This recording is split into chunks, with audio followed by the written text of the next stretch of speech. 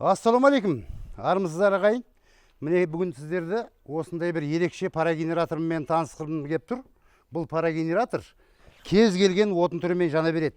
Отработка майда да жұмыс жасай алады, соляркіде де, газде де, көмірде де, отында да, пелетте де кез келген түрімен жана алады. Бұл парагенератор, бұл основа баяни парагенератор негізі. Біз алып осыны полный реставрация жасап, автоматизированный қылып жасап, осындай колбаларды қойып, жаңадан модернизация жасаймыз. Астыларына осындай міне горейкілерді ұсынып келіп жасаймыз. Мінекей, мен сіздерге қазір бұны қалай жанатын көрсетуім болам. Өздеріңіз куә боласыздар. Мінекей, ол үшін горейкасын осылай шығарамыз. Мінекей, осы положениеде. Осы жерде міне дайындап қойған смесіміз бар. Бұл солярка десек те болады. Солярка, иә. Осы жерден где-то құйып жібереміз міне. Солярканы. Где-то 1 литрге шамалас құйып жібереміз осынан.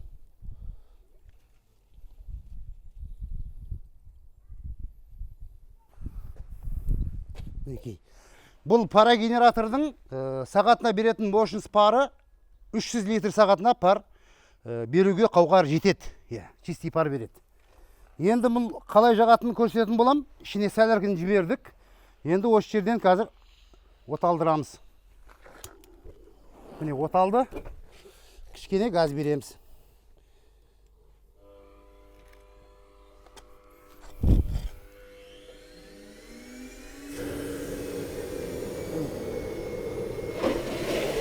Ішіне тыға саламыз дағын. Есігін бекітеміз міне.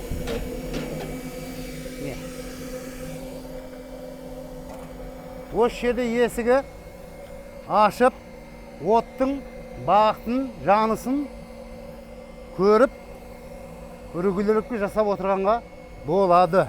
Мінекей. Басында осылай запись басталады. Кішкене тұрамыз. Кішкене ішіндегі головкасы қызып алған соң, дәлше постепенно боздық беріп отыратын боламыз.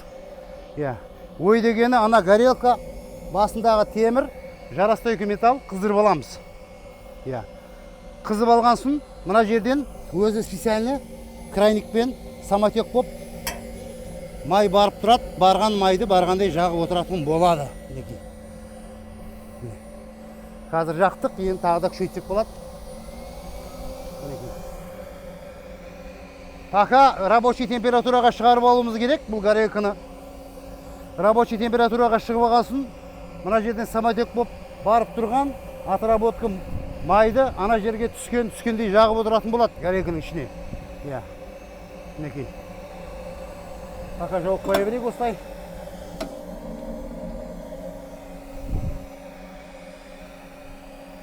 Енді бұл парагенераторлардың историясына келетін болсақ, бұл ескі Советский Союздан қалған баяни парагенераторлар бұлар.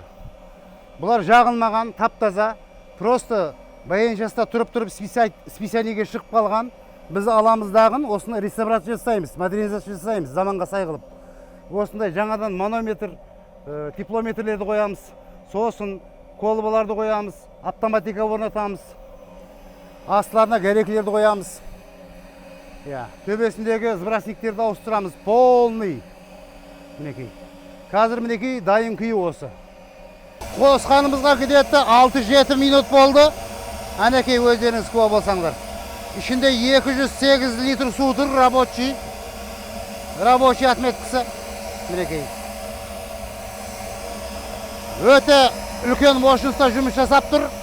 Өздеріңіз көріп тұрғандай, мынау дымоходта ешқандай түтін жоқ. Ана жерден қанша отработка май жанып тұр, мына жерде ешқандай түтін жоқ. Демек, отработка таза жанып тұрып жерде.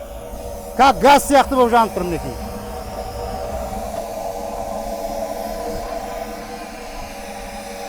Мінекей.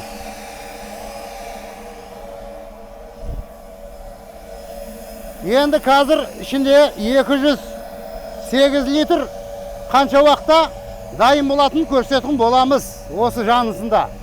Дымоход чистый, ешқандай угар, дым, ештеңе жоқ мінекей. Демек, бұл эффективный парагенератор десек болады мінекей.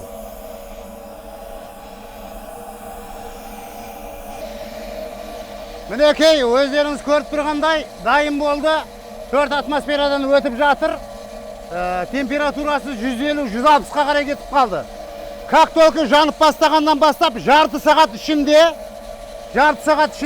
уже парды дайын қылды. Мінекей, көріп тұр, жарты сағаттың ішінде.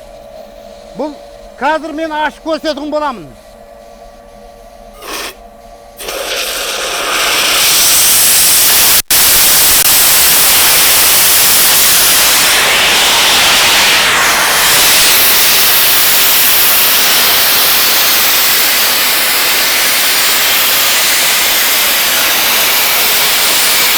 Өздеріңіз көріп тұрғандай болсаңыз, мощный пар беріп тұрды.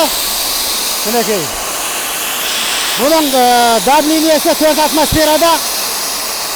Пардың ұзындығы где-то 20-25 метрге қарай ұрып тұрды давлениесі.